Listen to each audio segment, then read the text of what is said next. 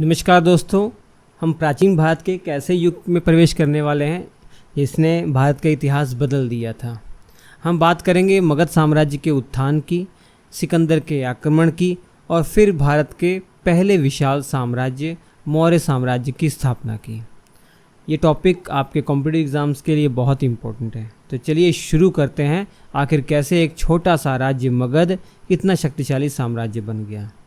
देखिए, मगध जो था ये उन 16 महाजनपदों में से एक था जो ऑलरेडी आप पढ़ चुके हैं। इसकी लोकेशन अगर मैं आपको बता दूं, आज का बिहार का जो पटना वाला इलाका है, गया वाला इलाका है, नालंदा, शाहाबाद जो ज़िले हैं ना, यहाँ तक ये फैला हुआ था मगध।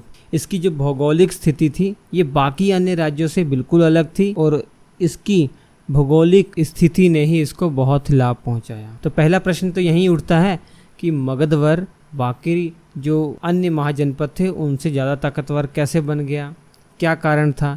तो इसके कई कारण थे, तो कुछ इम्पोर्टेंट कारणों को डिटेल में समझते हैं। पहला इम्पोर्टेंट कारण है ज्योग्राफिकल एडवांटेज था मगध को भौगोलिक फ़ायदा था। क्या ज्योग्राफिकल एडवांटेज थे? जैसे यहाँ की मिट्टी बहुत उपजाऊ थी। मिट्टी उपजाऊ होगी तो ढेर सारा अनाज पैदा हुआ और लोगों ने राजा को बहुत सारा टैक्स दिया और राज्य समृद्ध हो गया। मिट्टी उपजाऊ का कारण आप समझ भी सकते हैं, क्योंकि गंगा सोन नदियाँ के किनारे ये पूरी धरती फैली हुई थी, तो इस कारण से उपजाऊ तो होना ही है। और साथ ही इन क्षेत्रों में लोहे की खदानें बहुत थीं, जिससे मगध शासकों को हथियार बनाने के लिए, खेती के औजार बनाने के लिए भरपूर मात्रा में लोहे मिले। और तो और यहाँ पे जो घने जंगल थे ना, उस जंगलों में खूब हाथी मिला करते थे और उन हाथियों का प्रयोग इन्होंने अपनी सेना में किया, अपनी शक्तिशाली सेना बना दी। तो ये थे ज्योग्राफिकल एडवांटेज। अब दूसरा है स्ट्रेटजिक राजधानियाँ यहाँ की, जो उसके कारण भी इनको फ़ायदा मिला। जैसे 2 राजधानियाँ थी, राजगीर और पाटलिपुत्र। राजगीर की अगर बात करें तो ये 5 पहाड़ियों से घिरा हुआ था, जिस पर हमला करना नामुमकिन था, बहुत ही मुश्किल था। और दूसरा पाटलिपुत्र, गंगा गंडक सोन और जो पुनपुन नदियां हैं, इन्हीं के संगम के आसपास तो ये पाटलिपुत्र बसा हुआ था। तो यहाँ पे बाहरी आक्रमण करना बहुत ही कठिन था। तो राजधानियों के कारण भी बहुत फ़ायदा मिला। तीसरा इम्पोर्टेंट कारण है कि यहाँ पर जो शासक हुए हैं वो बहुत महत्वाकांक्षी और काबिल शासक हुए हैं। इतिहास में आप देखेंगे तो यहाँ के जितने भी शासक थे, लगभग सभी शासक बहुत ही एम्बिशियस और कैपेबल थे। तो यहाँ के शासकों की हम शुरुआत करते हैं तो मगध साम्राज्य में शुरुआत होती है सबसे पहले हर्यक राजवंश से। पहला राजवंश कौन सा पढ़ना? हर्यक राजवंश। इसके शासक है बिंबिसार। तो बिंबिसार की मैं बात करूँ तो ये गौतम बुद्ध के समकालीन थे। 52 साल की उम्र तक इन्होंने शासन किया। इन्होंने शादियाँ करके अपने साम्राज्य को बहुत विस्तारित किया। जैसे कौशल की राजकुमारी से शादी की इन्होंने तो इनको काशी दहेज में मिल गया। ऐसे ही वैशाली की लिच्छवी राजकुमारी से शादी की तो इनका साम्राज्य और बढ़ गया। और तो और इन्होंने युद्ध करके भी कई साम्राज्य जीते हैं। जैसे अंग की बात करें, अंग को इन्होंने जीत लिया था। तो बिंबिसार के टाइम पीरियड पर भी मगध ने खूब विस्तार किया। इसके बाद आते हैं इनके बेटे अजातशत्रु। इन्होंने अपने पिता को कैद कर लिया और मार डाला था। इन्होंने कौशल और वज्जी संघ को हराकर मगध साम्राज्य में मिला लिया और इसका साम्राज्य और बढ़ा लिया। इसके बाद कई शासकों में एक उदयन शासक बहुत फेमस हैं। उन्होंने गंगा सोन नदी के संगम पर पाटलिपुत्र में एक किला बनवाया और बाद में पाटलिपुत्र को ही राजधानी बना दिया। तो ये 3 शासक हर्यक वंश में आपको पढ़ने हैं, बिंबिसार, अजातशत्रु, उदयन। इसके बाद शिशुनाग वंश के बारे में एक ही लाइन आपको याद करनी है कि मगध का उस समय सबसे बड़ा दुश्मन था अवंती। उसको ख़त्म करने का काम शिशुनाग राजवंश ने किया था। इसके बाद जो इम्पोर्टेंट राजवंश है वो नंद वंश है। नंद वंश आपको पढ़ना है, बहुत इंपॉर्टेंट है। यहाँ पे संस्थापक की अगर बात करें तो महापद्नंद इसके संस्थापक थे इस नंद वंश के। और ये नंद वंश 343 ईसा पूर्व से 321 ईसा पूर्व के आसपास तक चला टोटल। तो भारत का पहला साम्राज्य निर्माता नंद राजवंश को ही माना जाता है। महापद्नंद जो पहले शासक और इसके संस्थापक थे, इन्होंने उत्तरी भारत के कई क्षत्रिय राजाओं को हराया और उनके राज्य को मगध में मिला लिया था। पुराणों में आप देखेंगे तो इन्हें लिखा गया है क्षत्रिय वर्ग को सफाया करने वाला। पुराणों में इन्हें क्षत्रिय वर्ग का सफाया करने वाला कहा गया है, महापद नंद को। और इस नंद राजवंश में आखिरी शासक जो हैं वो धनानंद है, बहुत इंपॉर्टेंट है। ये नंद वंश के आखिरी शासक थे। इनके पास बहुत ही विशाल सेना थी।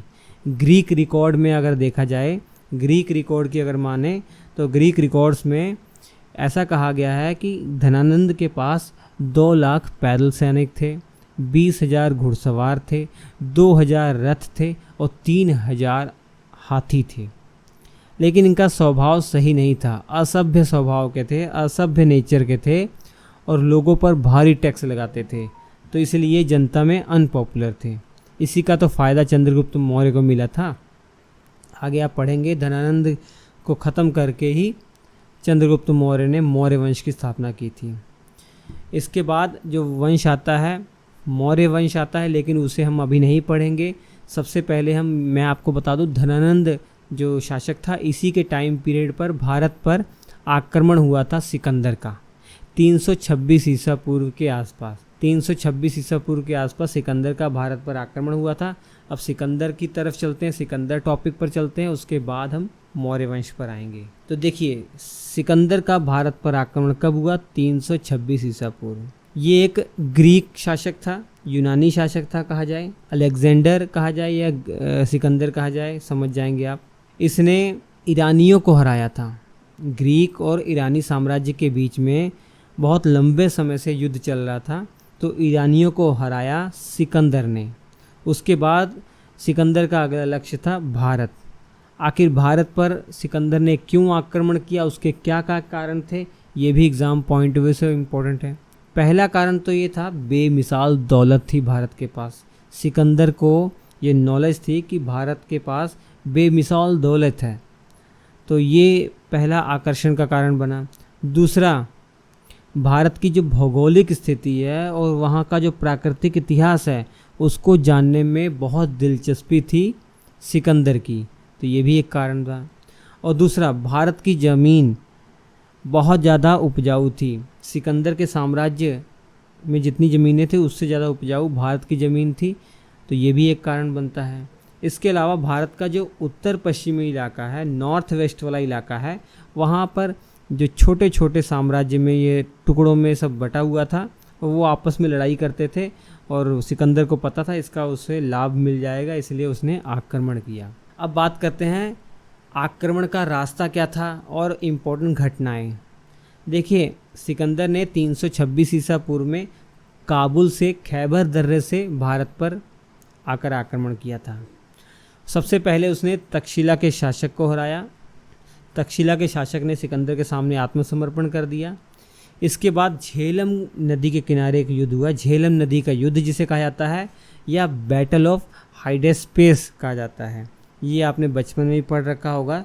झेलम नदी के किनारे सिकंदर और पोरस का युद्ध होता है, जिसमें पोरस की तो हार हो जाती है, लेकिन पोरस की बहादुरी देखकर सिकंदर इतना प्रभावित होता है कि पोरस का साम्राज्य वो लौटा देता है और उसे अपना सहयोगी बना लेता है। इसके बाद जब व्यास नदी के किनारे सिकंदर पहुंचता है, तो व्यास नदी अपने उफान पर थी, बहुत ही ज़्यादा उसमें जल था, इसलिए सिकंदर की सेना डर गई। उन्होंने आगे बढ़ने से मना कर दिया। क्यों आगे बढ़ने से मना कर दिया? कई कारण बताए जाते हैं। ऐसा कहा जाता है कि जो उसके सैनिक थे सिकंदर के, वो पिछले 10 साल से लगातार युद्ध कर रहे थे, इस कारण से वो थक चुके थे। और एक तो भारत में बहुत गर्मी थी, और दूसरा उन्होंने सुन रखा था कि मगध में जो शासक हैं धनानंद, उनके पास बहुत ही बड़ी शक्तिशाली सेना उनके पास है। तो ग्रीक रिकॉर्ड से ही तो पता लगा है हमें, मैंने पहले बताया ग्रीक रिकॉर्ड मतलब इन्हीं लोगों के द्वारा ही हमें जानकारी मिलती है कि धनानंद के पास बहुत बड़ी सेना थी, जिसमें 2 लाख पैदल सैनिक थे, 20,000 घुड़सवार थे, 2,000 रथ थे, 3,000 हाथी थे। तो ये सब सुन रखा था ग्रीक सैनिकों ने, तो इसलिए उन्होंने मना कर दिया। तो सिकंदर भी वापस लौट गया, लेकिन वापसी के दौरान उन्हें छोटे छोटे कई साम्राज्य और नष्ट किए। लेकिन 323 ईसा पूर्व के आसपास बेबीलोन में पहुंचकर उसे बहुत तेज बुखार चढ़ता है और उसकी मृत्यु हो जाती है। नेक्स्ट टॉपिक आपके एग्ज़ाम के लिए बहुत इम्पोर्टेंट ये है कि सिकंदर के आक्रमण का क्या क्या इफ़ेक्ट पड़ा भारत पर, बहुत इम्पोर्टेंट है। देखिए, पहली बार प्राचीन यूरोप और प्राचीन भारत एक दूसरे के बहुत ही करीब आए सिकंदर के आक्रमण के कारण ही। और दूसरा, भारत और ग्रीस के बीच कई भूमि और समुद्री व्यापार मार्ग खुल गए, जिससे व्यापार बहुत बढ़ा। तीसरा, सिकंदर द्वारा जो स्थापित शहर थे भारत के आसपास वाले इलाकों में, वहाँ ग्रीक लोग आकर बसे, अभी तक वो वहाँ पर हैं। और इसके अलावा ग्रीक इतिहासकारों ने सिकंदर के अभियानों के स्पष्ट और तारीख वाले रिकॉर्ड्स भी दिए, जिसे भारत का इतिहास जानने में और भी हमें सहूलत मिली या आसानी हुई कह सकते हैं। पूरा कालक्रम जानने में मदद मिली। और उनके रिकॉर्ड्स में हमें सती प्रथा और बैलों की नस्ल जैसी जो सामाजिक आर्थिक जानकारियां हैं वो भी मिलती हैं। इसके अलावा सिकंदर ने उत्तर पश्चिम के जो छोटे छोटे राज्य थे उसको ख़त्म कर दिए, तो उसने मौर्य साम्राज्य के विस्तार का रास्ता भी साफ कर दिया। तो ये इम्पोर्टेंट इफ़ेक्ट पड़े।